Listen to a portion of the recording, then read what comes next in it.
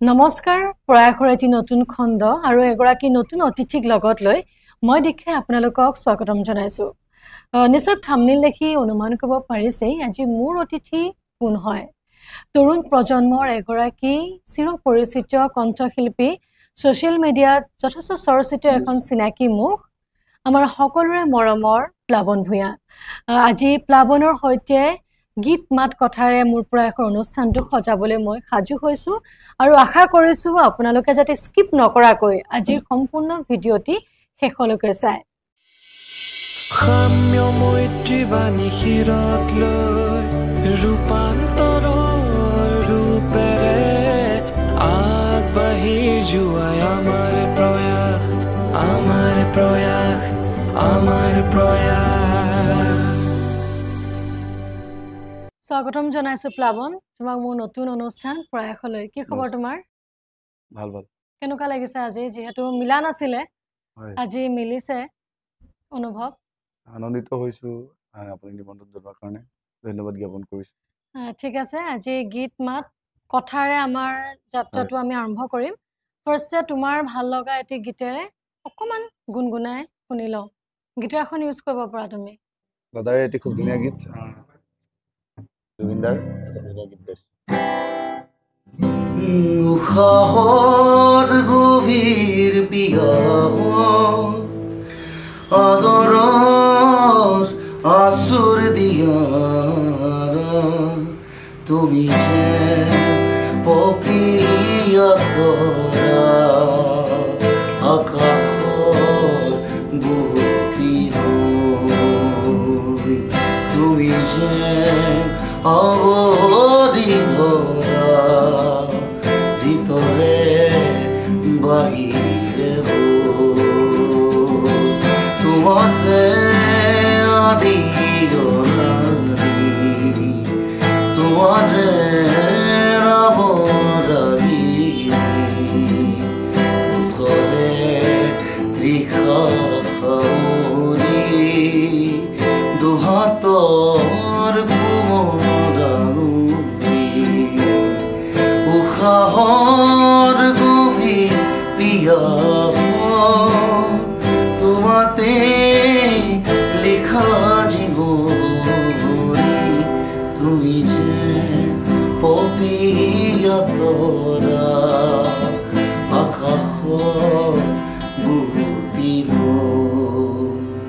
বঢ়িয়া বঢ়িয়া প্লাৱন মোৰ এটা মানে মোৰ মনত আহি থকা এটা কথা তোমাৰ পৰা মানে কনসেপ্ট এটা মই ক্লিয়াৰ কৰিব বিচাৰিছো প্লাৱন ভূঞা তাৰ লগত আৰু এটা নাম জড়িত হৈ আছে যাৰ গীতটা তুমি পৰিবেশন কৰিছা আমাৰ সকলোৰে শ্ৰদ্ধাৰ জুবিন গাৰ্গ নহয় জানো কিন্তু যেতিয়া তোমাৰ লগত এই নামটো জড়িত হৈ থাকে তুমি মানে মোৰ জানিব মন যায় তুমি জুবিনদাৰ সম্পূৰ্ণ বস্তু কিছুমান তুমি অনুকৰণ কৰা বা জুবিনদাৰ গীতসমূহ তুমি গাই ৰাইজৰ পৰা ইমান মৰম বুটলিবলৈ সক্ষম হৈছা তোমাৰ যদি আমি ড্ৰেছিং সেন্সৰ কথাই কওঁ তুমি গান গোৱাৰ যেটো তোমাৰ শৈলী প্ৰতিটো বস্তুৱে তুমি কিন্তু জুবিনদাক ভাল পোৱাৰ কাৰণে হয়তো অনুকৰণ কৰা কিন্তু মোৰ তোমাৰ পৰা জানিবলগীয়া কথাটো এইটোৱে যে এটা প্লাৱন ভূঞা বুলি যদি কওঁ প্লাৱন ভূঞা কোন হয় প্লাৱন ভূঞা সংজ্ঞাটো কি তেতিয়া হলে প্লাৱন ভূঞা বুলি আচলতে আগত ৰাইজে গম পোৱা নাছিলে আগত যে বিহু যেতিয়া শ্ব' কৰিব যাওঁ এতিয়াতো বেনাৰত মোৰ নামটো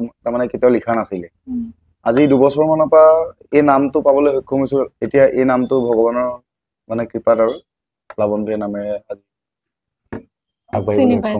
চিনি পাইছে আৰু ওকে আগতে তুমি তেতিয়ালে কেনেকে মানে প্ৰগ্ৰাম মই বেয়া পাওঁ এই নামটো দাদাৰ লগত যেতিয়া মোক হেৰি কৰে কম্পেয়াৰ কৰে মই বেয়া পাওঁ তেওঁ আচলতে অনুপ্ৰেৰণালৈ মই গীত গাইছো তেওঁৰ মই ভাল পাওঁ যথেষ্ট শ্ৰদ্ধা কৰোঁ তেওঁক ভগৱান স্বৰূপে মই তেওঁক মানো আৰু তেওঁক মানুহ বাবে মই আজি তেওঁৰ বাবে আজি ইমানখিনি মই আগবাঢ়িছো দাদাও যিহেতু লগ পাইছে মোক এখন গিটাৰো গিফ্ট কৰিছে তেওঁ গিটাৰ এতিয়াও আছে মোৰ ওচৰত আৰু তেতিয়াই মোক তেওঁ কৈছে তোৰ বহুত ডাঙৰ এটা ভৱিষ্যত আছে তেওঁ বহুত কথা পাতিছো আমি ৰাতি মই কেতিয়াবা তেওঁ শিৱসাগৰত আহিলে তেওঁৰ লগত থাকো ৰুদ্ৰ সিংহত আমি একেলগে টাইম দিওঁ তেনেকে মানে জুবিনদাক ভাল পোৱাৰ কাৰণে তুমি সেই ষ্টাইলখিনি মানে তুমি গ্ৰহণ কৰিছা ন ঠিক আছে এতিয়া কোৱাচোন তুমি এই যাত্ৰাটোত সৰুৰ পৰা এতিয়ালৈকে জাৰ্নিটোত কেনেকৈ আগবাঢ়িলা জাৰ্নিটো মই প্ৰথম তৃতীয় শ্ৰেণীৰ পৰা মই গীত গাইছিলো তাৰ মাজতে ক্ৰিকেট খেলিছিলো ক্ৰিকেটৰ আপোনাৰ ডিষ্ট্ৰিক্ট প্লেয়াৰ আছিলোঁ, ভাল প্লেয়াৰ খেলিছিলোঁ।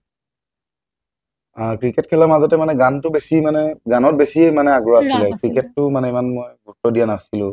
গান গাই গাই তেনেকে এতিয়া মায়ে তেনেকে পুৰণা গীতবোৰ আৰু মামাও যেনেকে সংগীতৰ লগত জড়িত, জুবিন দাৰ লগত মিউজিক কৰে, দীপক দাস, তেওঁ তেনেকে আগবাঢ়িছোঁ। মানে তাৰ পৰা কিন্তু শিৱসাগৰ ৰাইজে তোমাক যথেষ্ট মৰম হয়, দিছে।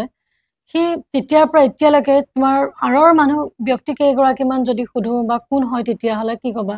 যথেষ্ট মানে মোক এইটো লাইনত মানে বহুতে সহায় কৰিছে।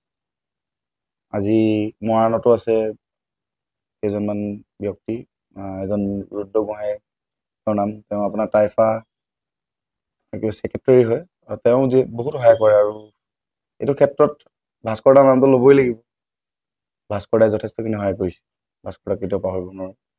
মানে জাৰ্নিটো তোমাৰ মাৰ পৰা আৰম্ভ হৈছে নেকি? মাৰ গীত শুনিছিলে? প্ৰথম মাৰ পৰা আৰম্ভ হৈছে। মঞ্চলে কেনেকে আগবাঢ়িছিলা? মঞ্চলে প্ৰথম দীপজ্যোতি বুলি ল'ৰা এজন আছিলে, লকডাউনত নহয়, তেওঁ উলিয়াই দিছিল। সৰুৰ পৰা যিহেতু তুমি কৈছা যে ক্লাছ 3 হয়, পৰা হয়, গান গোৱা, সেই মঞ্চৰ অভিজ্ঞতাটো কেনেকুৱা? কেতিয়াৰ মঞ্চৰ পৰা তুমি আৰম্ভ প্ৰথম কৰিছা? কম্পিটিশ্যন কৰিছিলোঁ। স্কুল কলেজত যেতিয়া কম্পিটিশ্যনবোৰ হয়, তাত জইনিং কৰোঁ, কম্পিটিশ্যন কৰোঁ, তেনেকে আগবাঢ়ি কম্পিটিশ্যনত তেনেকে ট্ৰফি চফিও পাইছিলোঁ। ঠিক তেনেকে আছে, তুমি যিহেতু কৈছা মাও তোমাৰ লগত যথেষ্ট হয়, জড়িত হৈ আছে, কোৱাচোন মাৰ লগত তোমাৰ বণ্ডিংটো কেনেকুৱা?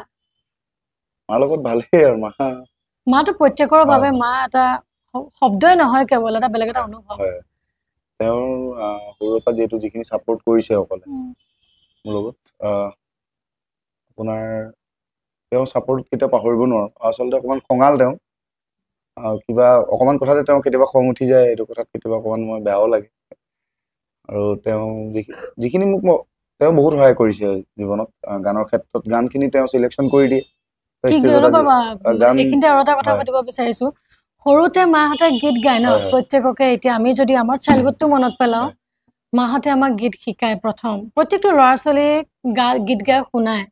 তোমাক যদি কওঁ মায়ে কোন গীতে গীত গাইছিলে, তেতিয়া তুমি কি ক'বা? গীত শুনিছিলা মাৰ পৰা? মায়ে খুব ধুনীয়া গান গায়। আমাৰ হয় নেকি? দীপালী বৰঠাকুৰ বাইদেউ খুব ধুনীয়া গান গাইছিলে। আৰু মোক তাৰ মাজতে ভূপেন্দ্ৰ সংগীত তেওঁ মানে বহুত শিকাইছিলে। ভূপেন হাজৰিকাৰ দেৱৰ গীত, খুব ধুনীয়া ধুনীয়া গীত আছিলে। হাৰদি ৰাণী বিচৰা নাই, তেনেকুৱা গীতসমূহ শিকাইছিলে মোক। গোৱাচোন পাৰ্বতী প্ৰসাদ বৰুৱাৰ তেনেকুৱা। মাৰ পৰা শুনা গীত এটা শুনা গুণ ঠিক আছে, গোৱাচোন। মই এটা খুব ধুনীয়া গীত গাইছো। লুইতৰ চাপৰিত কৰে দাউৰিয়া, বাৰীত ভাতে ৰান্ধি খাই, সাউদৰ দিগৰা বগা পালে তৰা, উজনি দেশলৈ যায়। লুইতৰ চাপৰিত কৰে দাউৰিয়া, বাৰীত ভাতে ৰান্ধি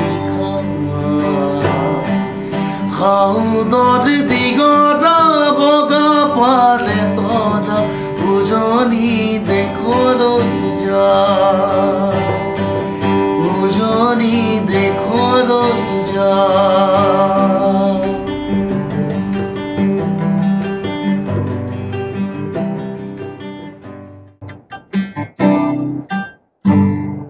গীত শিকাইছিলে মায়ে।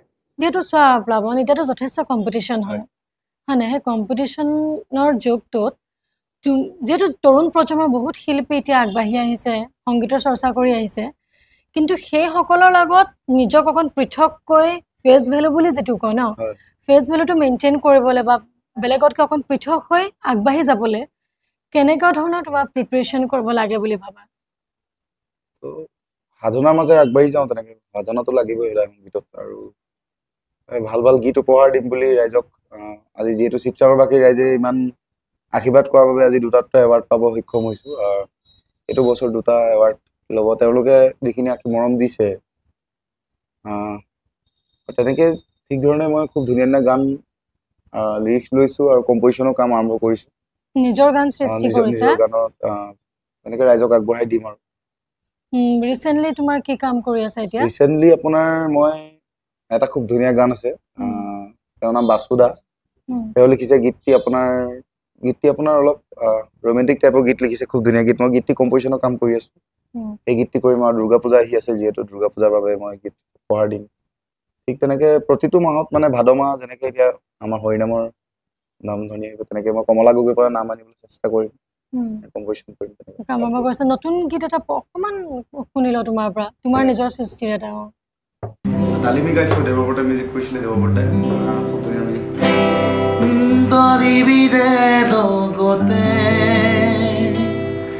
তহৰিতেই পাৰ কৰা সোণাৰী সময়ৰে আজিও মনত পৰে সোণাৰুৰে অনা হালধীয়া যে থতে তাতে তুমি ৰোৱা নিৰ্বিৰি দুপৰীয়া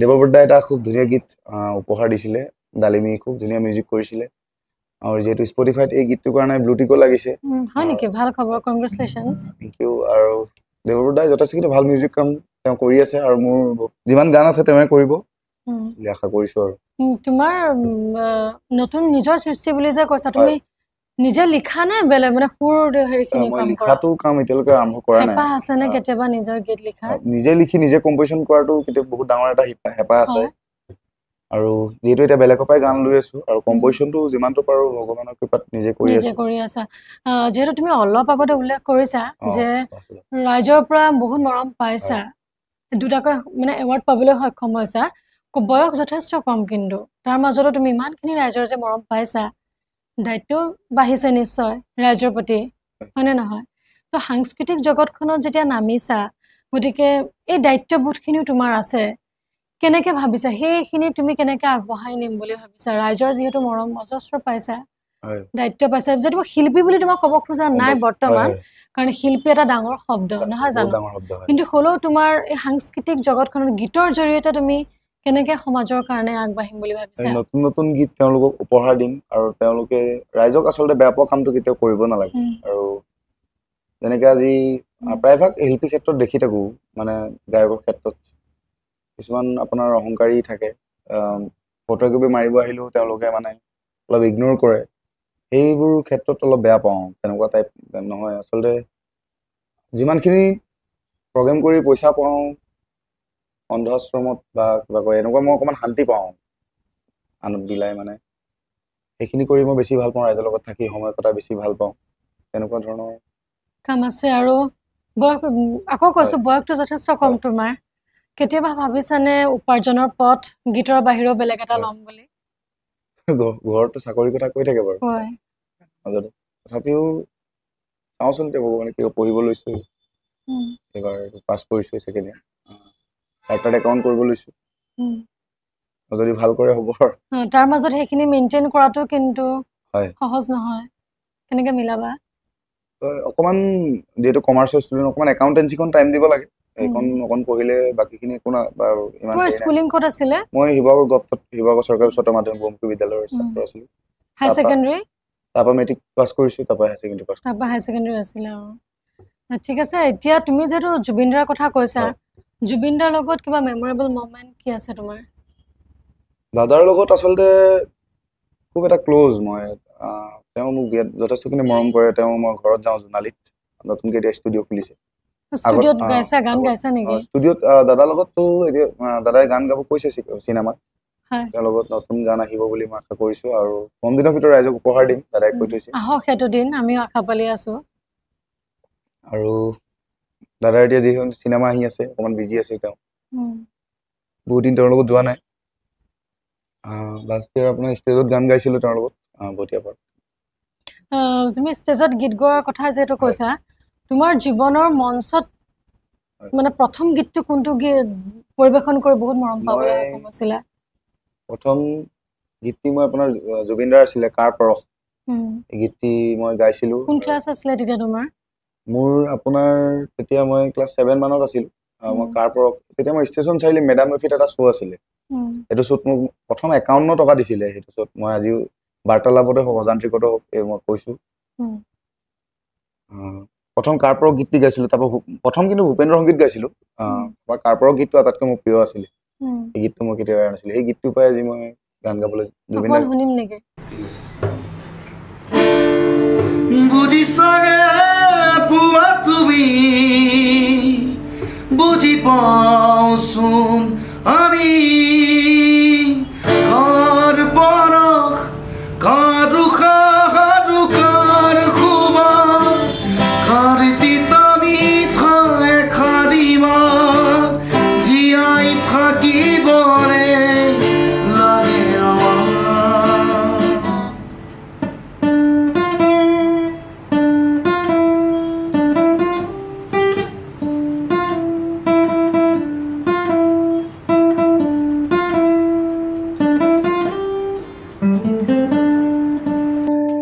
আটাইতকৈ প্ৰিয় গীত আছিলে মোৰ দাদাৰ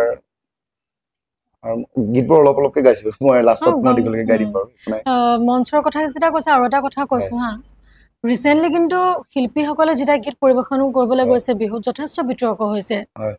তুমি তৰুণ প্ৰজন্মৰ এগৰাকী সাংস্কৃতিক কৰ্মী হিচাপে কি ক'ব বিচাৰ, কেনেকে চোৱা মানে বস্তুটো ইমান যে শিল্পীক অপমানো কৰিছে বা এই বিহু মঞ্চক লৈ ইমান বিতৰ্ক হয়, কি অনুভৱ হয় তোমাৰ তেতিয়া? মোৰ লগত দুখন মঞ্চত হৈছে এবাৰ এইটো ছিজনত। এই ছিজনত হৈছে? এইটো ছিজনত হৈছে আৰু যিহেতু মানৱ ৰবীন ডাঙৰীয়াৰ লগতো হৈছে, তেওঁক মই দাদা বুলি শ্ৰদ্ধা কৰোঁ। আৰু তেওঁৰ পৰা মই গান বিহু ল'বলৈ এদিন গৈছিলোঁ, মানৱ দাৰ লগত মই কথা পাতি আছোঁ। আৰু এইবাৰ দুখন মঞ্চত যিহেতু পইচা পাতি অকণমান পইচা পাতি একেবাৰে নিদিলে বুলি ক'ব পাৰি আৰু আছে তেনেকুৱা জেগাডোখৰ মই নাম নকওঁ এতিয়া বৰ্তমান, গম পোৱাই পাব তেওঁলোকে ভিডিঅ'টো যেতিয়া আপলোড হ'ব। আছে তেনেকুৱা বহুত ব্যক্তি আছে তেনেকুৱা অন্যায় কৰে বা তেওঁলোকে প্ৰথম এডভান্স দি মেলি লাষ্টত যেতিয়া মানে আমি গান গাই ষ্টেজৰ পৰা মানে ষ্টেজ উঠাৰ আগতে আমি পে'মেণ্ট মানে আমি লওঁ। কিছুমান চিনাকি আছিলে, চিনাকি মানুহে আচলতে বিশ্বাসঘাতকতা কৰে বুলি কৈছে, তেনেকুৱাই হৈছে আৰু। অনুভৱ কেনেকুৱা হয় তেতিয়া? একো নাই একো ফিল নকৰোঁ সেইটো, খালি মানে বাদ্যযন্ত্ৰীসকলক দিব লাগে আৰু সেইখিনি মিলাই মেলি দি দিওঁ, নিজৰ পৰা দিব লাগে, একো নাই। কেতিয়াবা বন্ধুৰ প্ৰভাৱ নিশ্চয় আছে তোমাৰ জীৱনত, আছে নাই? কিবা বন্ধুত্বটো সংজ্ঞা কেনেকে দিবা তুমি? বন্ধুত্ব তেনেকে বন্ধুত্ব নাই বৰ্তমান, বন্ধুত্ব আছিলে। তেওঁ এতিয়া গুৱাহাটীত আছে বৰ্তমান, পঢ়ি আছে। সি যোৱাৰ পৰা তেতিয়ালৈকে বন্ধু নাই। তেওঁৰ ঘৰ ধাইলি দৰুণ কাঞ্জাৰ নামটো আছিলে তাৰ। সি যোৱাৰ পৰা বৰ্তমান এতিয়া বন্ধু নাই। বন্ধু তেনেকে আৰু বন্ধু থাকে আজিকালি, পইচা থাকিলে বন্ধু থাকে, কথাবোৰ তেনেকুৱা। আজিকালি চব পইচাৰ ক্ষেত্ৰত গুচি আহিছে বুলি কথাবোৰ তেনেকুৱা।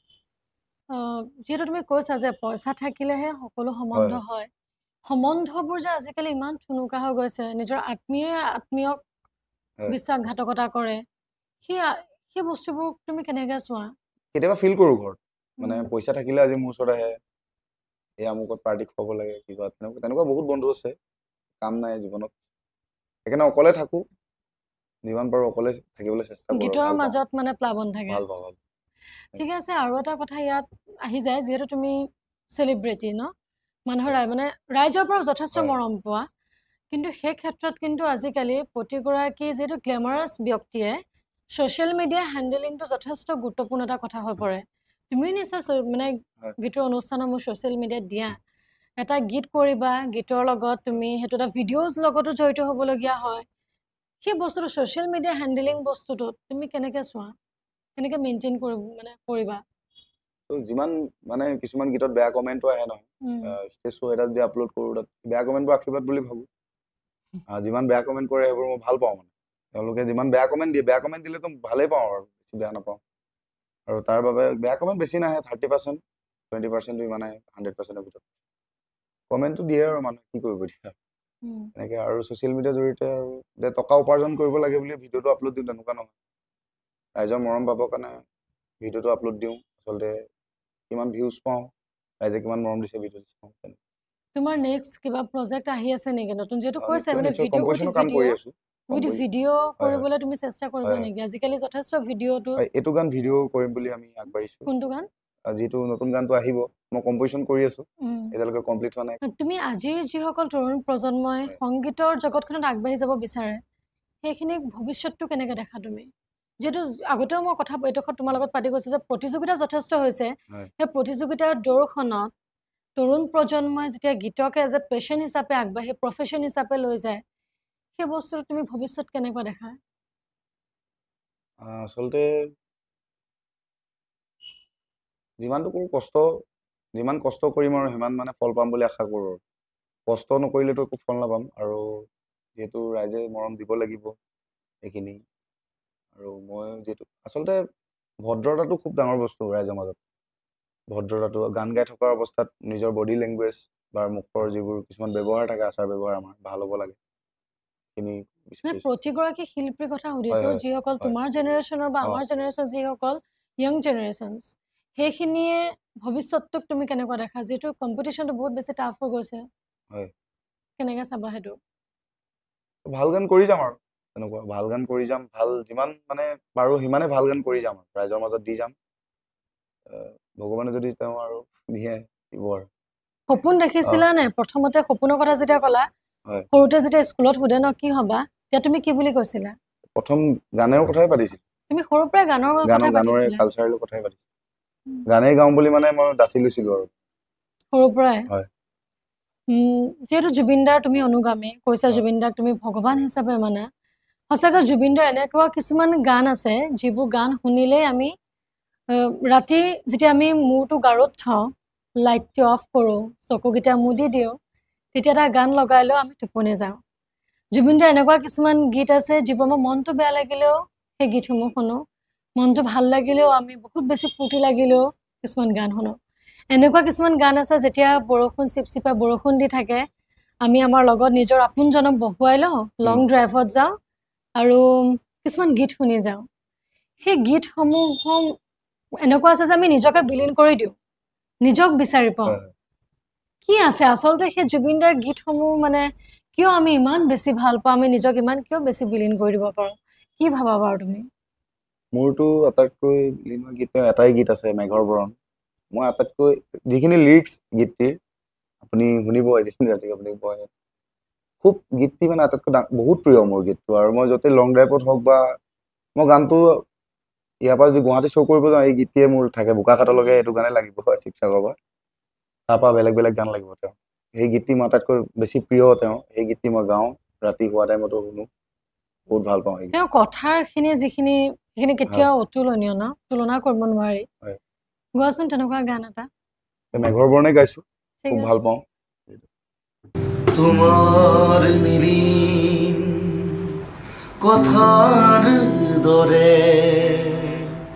তোমাৰ নীলিম কথাৰ দৰে সপোন ৰাতি অকল খৰে বকুল বনত সুবাস জাগে তোমাৰ নীলিম কথাৰ দৰে তোমাৰ নীলিম কথাৰ দৰে সপোন ৰাতি অকল খৰে বকুল বনত সুবাস জাগে বকুল বনত সুবাস জাগে তোমাৰ নীলিম কথাৰ দৰে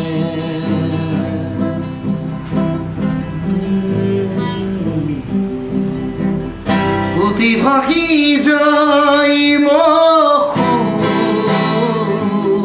তোমাৰ নিৰিম আকাশতে সপোন ৰাতি অকল খৰে বকুল বনত সুবাস জাগে বকুল বনত সুবাস জাগে ঠিক আছে তোমাৰ যথেষ্ট সময় ল'লো আমি ভাল লাগিলে শেষত আমাৰ টিমটোৰ কাৰণে কিবা এটা কৈ থৈ যোৱা প্ৰয়াসৰ কাৰণে প্ৰয়াসক মই মোৰ ফালৰ পৰা আন্তৰিক অভিনন্দন জ্ঞাপন কৰিছোঁ মৰম জনাইছোঁ আৰু বা আপুনি মোক ইয়াত নিমন্ত্ৰণ জনোৱাৰ কাৰণে আপোনাক মই যথেষ্টখিনি মৰম জনাইছোঁ একোটি দিব পৰা নাই বৰ্তমান এতিয়ালৈকে বহুত ভাল লাগিছে আৰু অনাগত দিনত ভগৱানে ভাল কৰক ভগৱানে মংগল কৰক সকলোকে তাৰ বাবে মোক আগতে কৈ লোৱা যে লাইক শ্বেয়াৰ ছাবস্ক্ৰাইবাৰ অকমান নিশ্চয় আৰু সকলোৱে বাৰ চেনেলটো প্ৰয়াসত সকলোৱে লাইক কৰিব, চেনেলটো ছাবস্ক্ৰাইব কৰিব আৰু সকলোৱে চাব বুলি আশা কৰিছোঁ আৰু সকলোৱে শ্বেয়াৰ কৰিব।